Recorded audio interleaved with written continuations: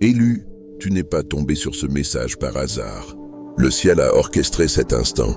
À présent, tandis que tu entends ces mots, un changement de fréquence se produit dans ton esprit que tu ne peux pas voir, mais que tu peux absolument sentir. Ceci est ton rendez-vous divin. Et avant qu'une autre minute ne passe, tu dois comprendre ce qui se passe réellement dans ta vie. L'agitation que tu as connue, l'éveil dans ton âme qui te réveille à 3 heures du matin, le sentiment que quelque chose de monumental est sur le point d'éclater. Ce n'est pas de l'anxiété, c'est une activation.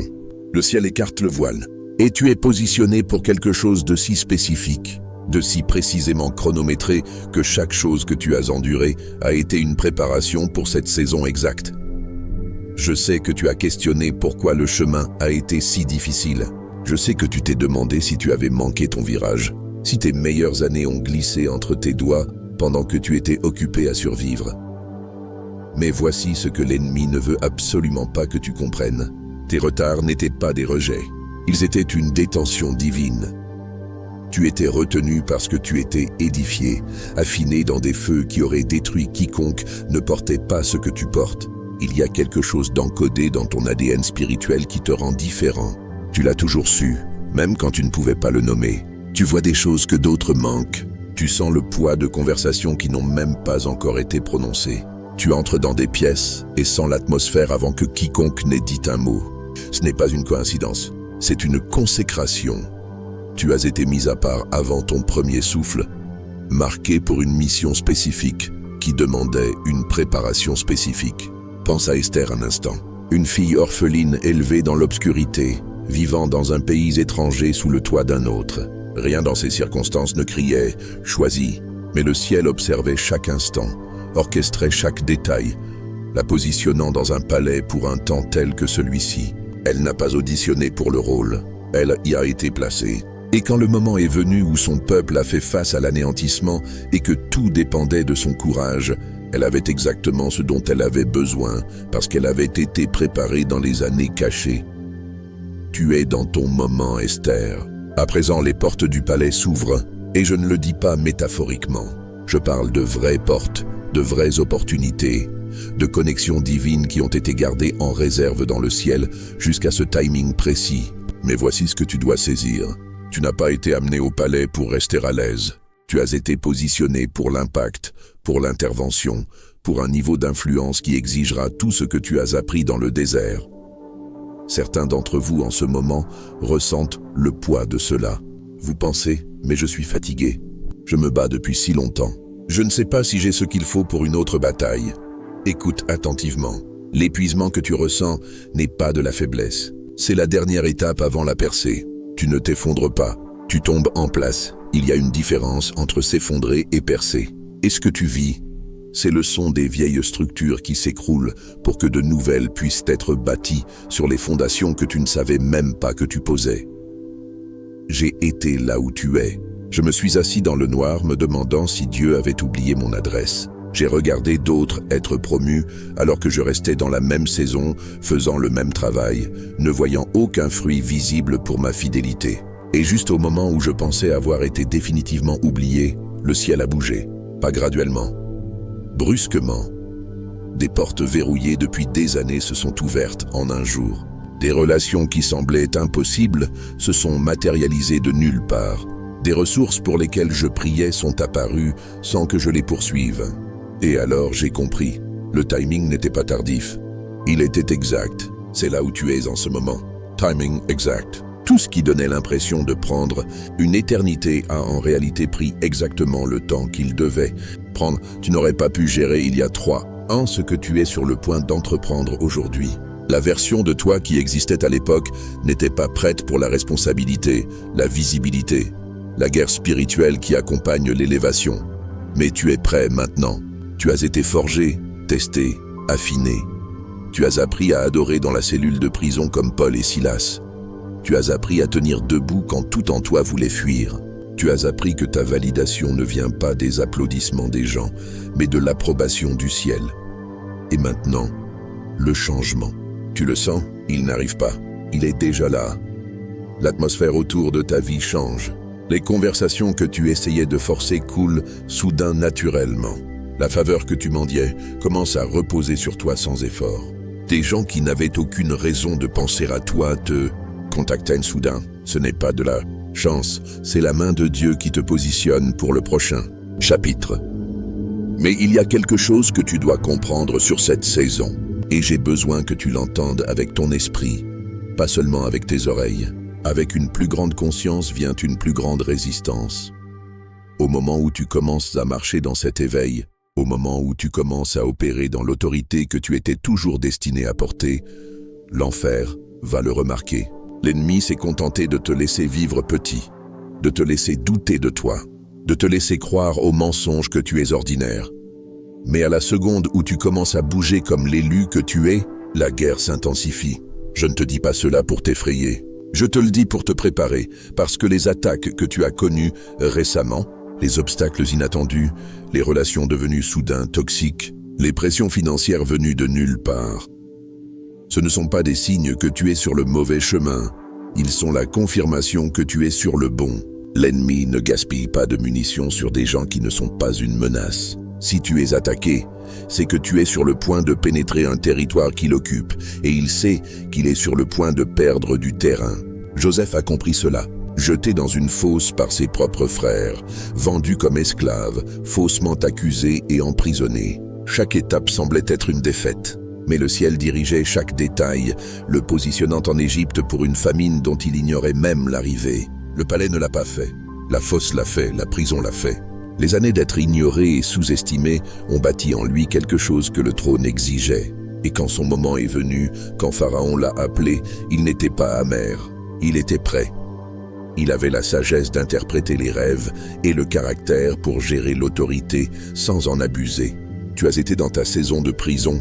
Tu as été testé dans l'obscurité, affiné à l'endroit où personne ne pouvait te voir, où il n'y avait pas de public pour qui performer, pas d'applaudissements pour te soutenir. Et c'est exactement pourquoi on peut te faire confiance pour ce qui vient, parce que tu as appris à être fidèle quand personne ne regardait. Tu as appris à adorer quand aucune percée n'était en vue. Tu as appris à donner quand tu avais à peine assez pour toi. Et le ciel a gardé une trace de chaque instant. Les portes qui s'ouvrent maintenant ne sont pas des récompenses pour ta performance. Elles sont un alignement avec ton but. Tu n'es pas béni parce que tu l'as mérité. Tu es positionné parce que tu y es appelé. Il y a une différence. Mériter implique que tu as travaillé pour gagner la faveur de Dieu. Être positionné signifie que tu étais toujours destiné à cela, mais que tu devais devenir la personne qui pouvait le porter sans être détruite par cela. Et voici ce qui rend ce moment si critique. Tu n'entres pas seulement dans la bénédiction, tu entres dans une mission. Tu n'es pas élevé pour enfin te détendre et profiter de la vie. Tu es élevé pour atteindre des gens que tu ne pouvais pas atteindre depuis là où tu étais. Il y a des âmes attachées à ton obéissance. Il y a des délivrances qui attendent ton oui. Il y a des générations qui regardent pour voir si tu vas franchir la porte quand le ciel l'ouvre ou si tu vas reculer parce que cela semble trop grand, trop visible, trop risqué. Laisse-moi te dire ce que je vois en esprit en ce moment. Je vois certains d'entre vous debout à des seuils que vous n'auriez jamais pensé atteindre. Et il y a une peur qui chuchote à ton oreille. Qui crois-tu être? Souviens-toi d'où tu viens. Souviens-toi de ce que tu as fait. Souviens-toi du nombre de fois où tu as échoué. Mais cette voix ne vient pas du ciel. La voix du ciel est différente. La voix du ciel dit « Je t'ai appelé par ton nom, tu es à moi. Je t'ai racheté. Je t'ai équipé. Maintenant bouge. » Le changement d'identité qui se produit en toi en ce moment n'est pas optionnel. Tu ne peux pas continuer à te voir comme une victime quand le ciel t'a déclaré vainqueur. Tu ne peux pas continuer à vivre comme un mendiant quand tu es révélé comme un héritier. Tu ne peux pas continuer à parler de manque quand l'abondance est ton héritage. Tes mots portent du poids maintenant. Il y a une autorité activée dans ta voix qui n'était pas là avant. Quand tu décrètes une chose, quand tu déclares ce que le ciel a déjà établi, la création doit répondre. Certains d'entre vous ont parlé à des montagnes, mais vous avez parlé timidement, comme si vous n'étiez pas sûr d'en avoir le droit. Laisse-moi régler cela. À présent, tu as tous les droits. Tu ne demandes pas la permission à des pouvoirs qui n'ont aucune autorité sur toi. Tu appliques ce qui a déjà été décrété dans le ciel. La bataille ne porte pas sur si Dieu va bouger. La bataille porte sur si tu crois que tu es autorisé à l'appeler. Ceci est ton moment, Gédéon. Souviens-toi de lui, se cachant dans un pressoir, convaincu qu'il était le plus petit dans sa famille, du clan le plus faible d'Israël, et un ange apparaît et l'appelle vaillant guerrier. Pas un guerrier potentiel, pas un futur guerrier, un vaillant guerrier, au présent, parce que le ciel te voit non pas comme tu te vois, mais comme tu as été créé pour être. Le problème de Gédéon n'était pas ses capacités, c'était son identité. Et au moment où il a commencé à se voir comme le ciel le voyait, il a vaincu des armées avec 300 hommes et quelques torches. Tu es appelé à sortir du pressoir en ce moment, à sortir de la cachette, à sortir de la petite histoire que tu te racontais sur qui tu es et de quoi tu es capable. Et je sais que cela semble vulnérable, je sais que cela semble exposant, mais rester caché n'est plus une option. Le monde a besoin de ce que tu portes. Les gens que tu es appelé à servir ont besoin que tu arrêtes de jouer petit pour qu'ils puissent voir à quoi ressemble l'obéissance, pour qu'ils puissent être témoins de ce qui arrive quand quelqu'un dit oui au ciel, peu importe à quel point cela semble impossible, et les choses vont bouger vite. J'ai besoin que tu te prépares à l'accélération. Ce qui a pris 10 ans à d'autres arrivera pour toi en 10 mois. Ce que tu pensais nécessiter des décennies d'ascension se produira dans un téléchargement divin. Le ciel a un moyen de rattraper le temps perdu. Quand tu entres dans l'alignement, soudain devient ta nouvelle normalité. Soudain une porte s'ouvre, soudain la provision arrive, soudain la bonne personne prononce ton nom dans la bonne pièce. Soudain le rêve que tu avais enterré est ressuscité avec un élan que tu ne peux pas expliquer. Mais voici l'instruction pour cette saison, et c'est crucial. Tu dois apprendre à reconnaître les portes divines des distractions. Ce n'est pas parce que quelque chose s'ouvre que tu es supposé y entrer. L'ennemi t'offrira des opportunités qui semblent bonnes, mais ne mènent nulle part. Il te tendra des raccourcis qui contournent le développement du caractère que le ciel construit en toi. Il te présentera des plateformes qui flattent ton ego, mais ne servent pas ton appel. Comment faire la différence? La paix, pas l'excitation, la paix. Les portes divines viennent avec une paix profonde et établie, même quand tout autour de toi est chaotique. Les opportunités charnelles viennent avec de l'anxiété déguisée en adrénaline. Les portes divines s'alignent avec la parole que Dieu t'a déjà donnée. Les distractions t'éloignent de ce que tu sais être appelé à faire. Les portes divines demandent de l'humilité et une dépendance à Dieu. Les distractions te font sentir que tu es enfin arrivé et que tu n'as plus autant besoin de prier. Reste perspicace, reste humble, reste connecté à la source, car plus tu montes, plus le besoin de responsabilité, de communauté, de gens qui t'aiment assez pour te dire la vérité est grand.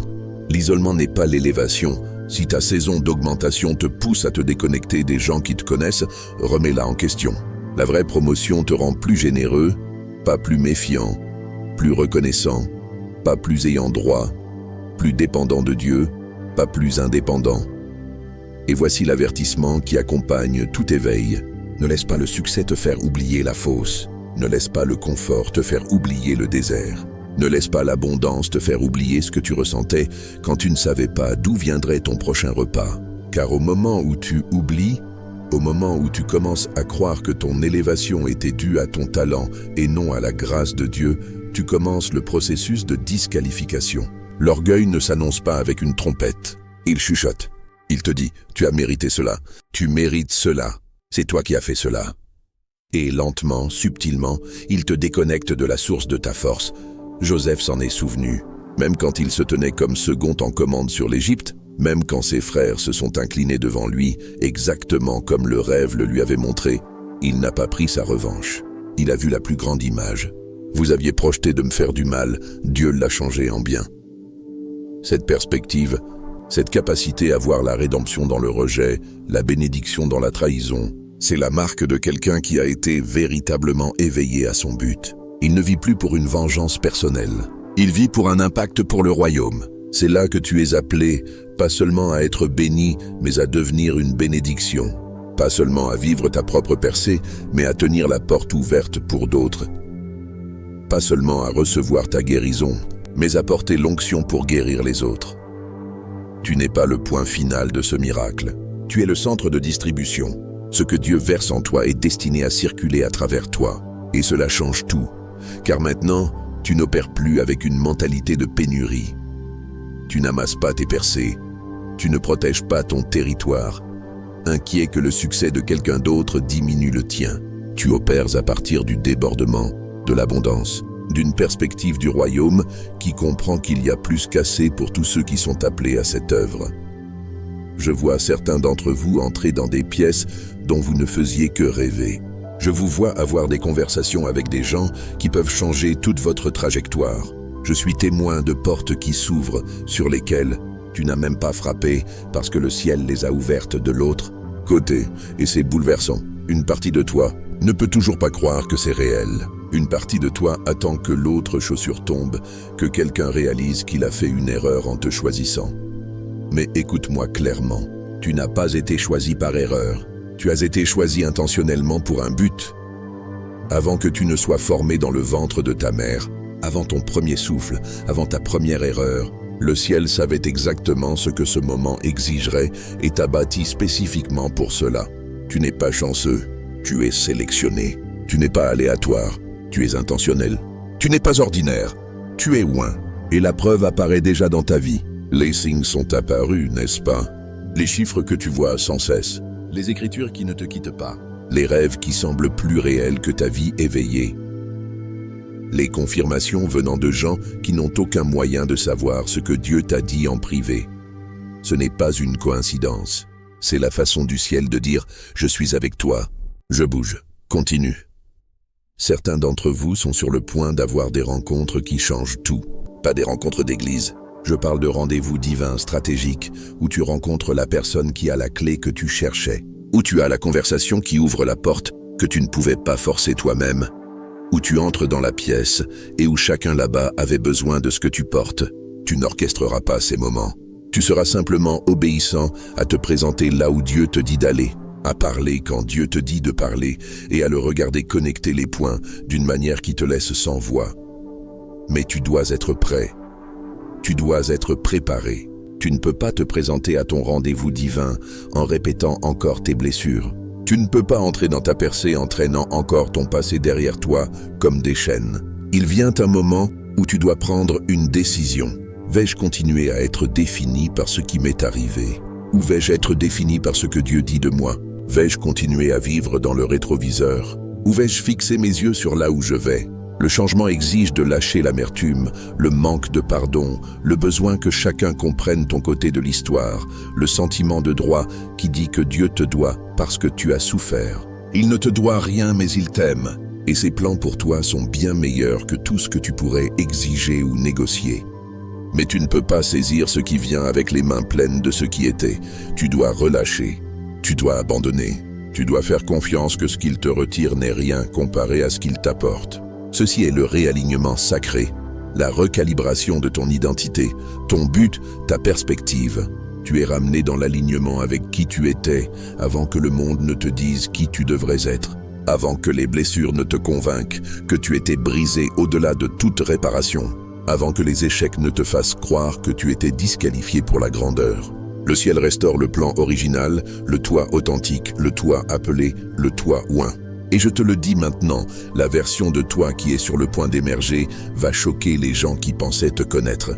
L'audace qui se lève en toi te surprendra même toi. La clarté dans laquelle tu vas marcher fera paraître la confusion passée comme un mauvais rêve. La faveur qui va reposer sur ta vie ouvrira des portes dont tu ignorais même l'existence. Et les détracteurs, les douteurs, ceux qui t'avaient compté dehors, ils sont sur le point de regarder avec stupéfaction, tandis que Dieu fait pour toi ce que lui seul pouvait faire. Mais voici ce que j'ai besoin que tu te souviennes. Au milieu de l'accélération, reste humble, reste ancré, reste reconnaissant.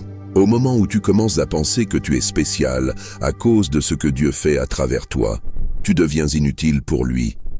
Tu n'es pas spécial à cause de ce que tu portes. Ce que tu portes est spécial et on t'a fait confiance pour cela. Il y a une différence. L'un mène à l'orgueil et à l'effondrement éventuel. L'autre mène à la gestion et à l'impact durable. Marche doucement, parle prudemment, aime radicalement, pardonne rapidement, donne généreusement, parce que les gens qui te regardent ne regardent pas seulement ton succès. Ils regardent comment tu le gères. Ils regardent pour voir si le pouvoir te corrompra ou te mûrira. Ils regardent pour voir si tu deviendras arrogant ou resteras accessible. Et ton témoignage ne porte pas seulement sur la percée, il porte sur qui tu deviens dans le processus. Tu entres dans une saison où ta vie devient un sermon vivant, où tes choix prêchent plus fort que tes mots, où ton caractère a plus de poids que tes diplômes. Et cela signifie que la façon dont tu traites le serveur au restaurant compte. La façon dont tu réponds quand on te manque de respect compte. La façon dont tu gères tes finances compte. La façon dont tu honores tes engagements compte, car tu ne représentes plus seulement toi-même.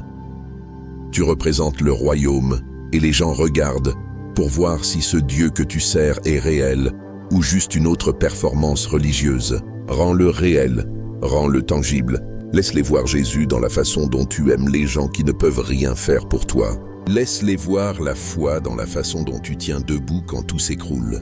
Laisse-les voir la grâce dans la façon dont tu pardonnes aux gens qui t'ont profondément blessé. Laisse-les voir la puissance dans la façon dont tu restes paisible quand tout le monde panique.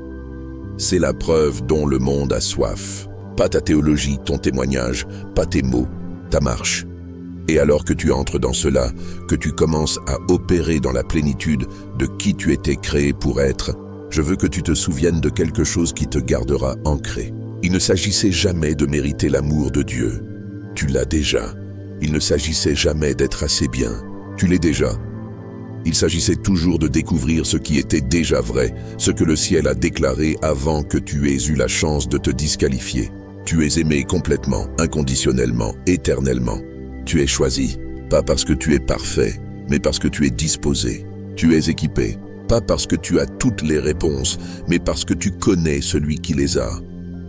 Tu es positionné, pas parce que tu as manœuvré pour te mettre en place, mais parce que Dieu a orchestré chaque détail pour te placer exactement où tu as besoin d'être pour un temps tel que celui-ci.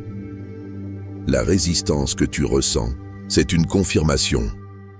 La guerre qui s'intensifie, c'est une validation. Le doute qui essaie de s'infiltrer, c'est le désespoir d'un ennemi qui sait que son temps est court et que son emprise sur toi est brisée.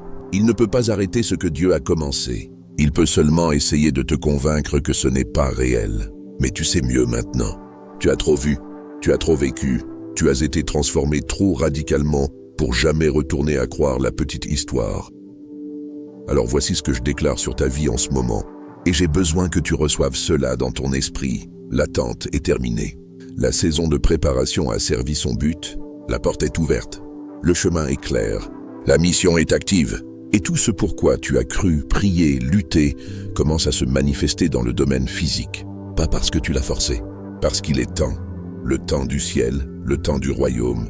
Et quand le timing de Dieu entre en collision avec ton obéissance, les impossibilités deviennent des inévitables. Franchis cette porte, même si tes genoux tremblent, même si tu ne vois pas tout l'escalier, même si les gens te croient fou, franchis-la. Car de l'autre côté de ce seuil se trouve la vie que tu es né pour vivre, l'impact que tu as été créé pour accomplir, la destinée que tu as été conçu pour remplir. Et des générations attendent que tu sois assez courageux pour dire oui. Tu es l'élu, pas parce que tu es meilleur que quiconque, mais parce que tu es appelé à quelque chose de spécifique. Et la preuve arrive. La percée se manifeste, la promesse se matérialise. Tiens-toi droit, tiens ferme.